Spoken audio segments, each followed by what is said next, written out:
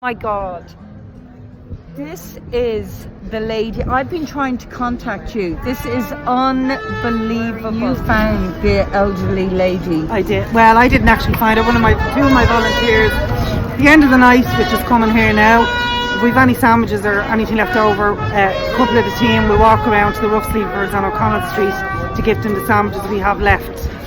On that particular night, they were only gone 2 minutes and they were back for me. They had found an old lady still in pyjama bottoms on O'Connell Street outside Londis, and they didn't know what to do. There's no way. And she'd just been released from hospital having pneumonia. She was discharged. She was in hospital from the elements of living on the street, which is irregular for all ages. Absolutely. And she was around on O'Connell Street, still in pyjama bottoms, very sick. Oh my God. Very cold, and afraid and vulnerable. She seemingly was released into the care of social workers. I don't know what happened or what went wrong, but we actually took her off the street that night. We made calls. Christy Burke was one of our volunteers, and he contacted the DCC, and we were told to take her down here to one of the hotels for the night, and that's what we done. And then they stepped in, thank God, and they looked after her, and then they're in her hands. I visited her for the whole weekend that weekend, and on the Monday they came and has she got somewhere to stay? They put her into assisted accommodation, I've been told. Good. But that was my relationship finished there, because I can't overstep the mark, you know. But the thing is, there's so many people going around ill. There is so many elderly people out here that it's actually getting frightening to think that's the way we are treating our senior citizens, the same as the children. Oh, it's shocking, you know. And there's quite a few older people come to the table. I saw a few this evening, and there's quite a few very elderly. Surprising. Very. Definitely senior citizens. And they shouldn't be out here, you know, no matter what the circumstances are. The children that were here this evening, when we came just before you opened, there must have been 10, 15, 20 children standing in the queue. And there would have been more when you went that off. hadn't even started. We hadn't even started, and they were queuing up there. There must have been, as you say, there was about 20. We probably served, I'd say. And that was half an hour before you started. Yeah, that's half an hour before we started. We set up at 7:30, we're ready to go at 8. The thing that really struck me this evening was, for people that, you know, look like they've just come out of a job somewhere and they're very presentable, and you can tell very easily they're not in any form of addiction or anything like that. It must be soul destroying for somebody like that, you know, their egos go in the bin, all that stuff, you know, to have to stand in a queue. And as I say, and I always tell a new volunteer that starts, we never ask the question, are you homeless? Because if somebody is that low in themselves and they feel that they have to come to a soup run and get food from us, they should never be asked that question. Never. You know, because it's low enough as it is. Let them keep that little bit of dignity, and don't ask questions, and just give them a bit of dinner and send them on their way or whatever they need, you know. And as I always say, somebody might look very well and you think, oh God, why are they coming up here? It could be their first night out on the street. You know, it could be their first week out, and they'll still look fairly okay. You know? But there's nowhere. I mean, I just keep hearing of people trying to find places, and there's nothing. There's nothing. There's nothing. And the rents are so high. Families are struggling. I mean, it's poverty. At Christmas, we helped a lot of families with Smith's vouchers, with it's turkeys, right through all. It's completely true. You know what? It's everywhere. It's everywhere. I cannot believe I met you.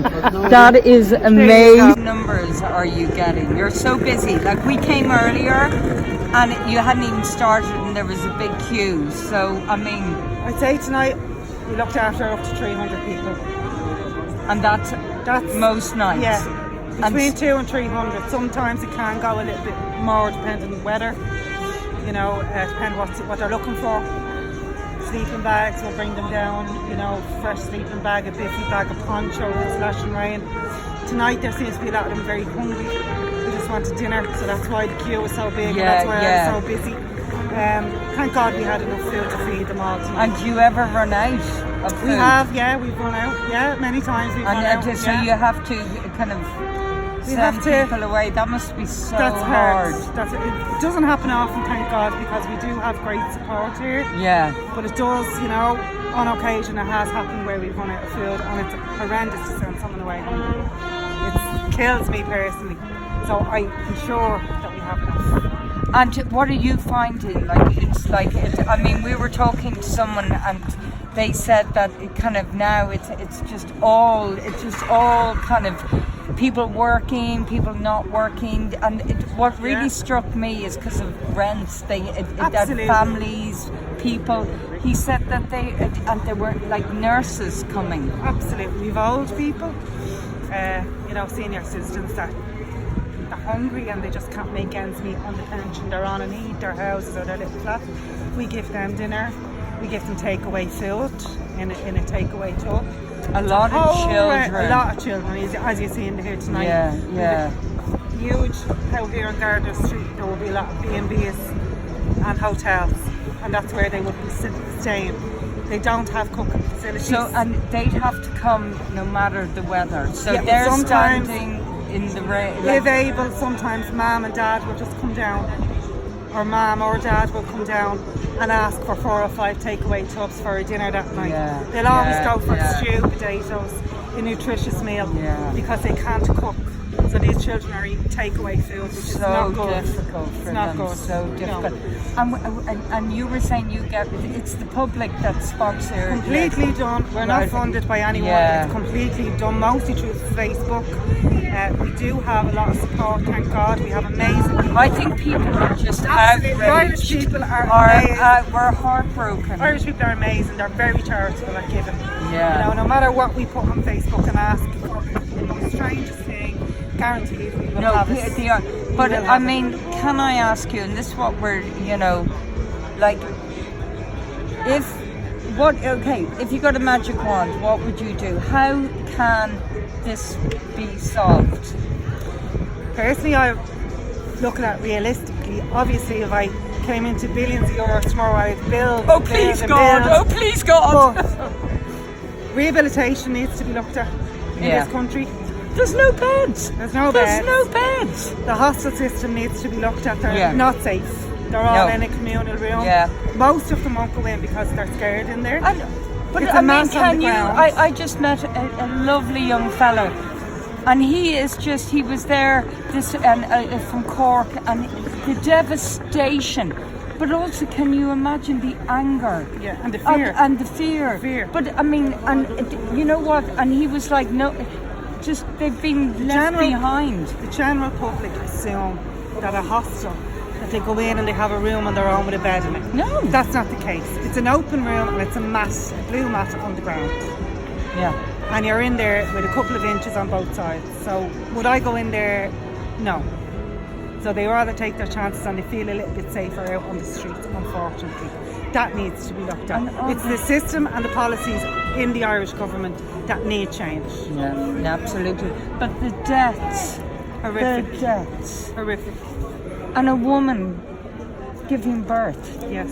I mean, I remember I was out here 5 years ago and there was a pregnant woman and she was crying, saying that she was in a hostel, but then she had to get up at 7, is it, or 8, and walk the street. That's still the case. Yeah.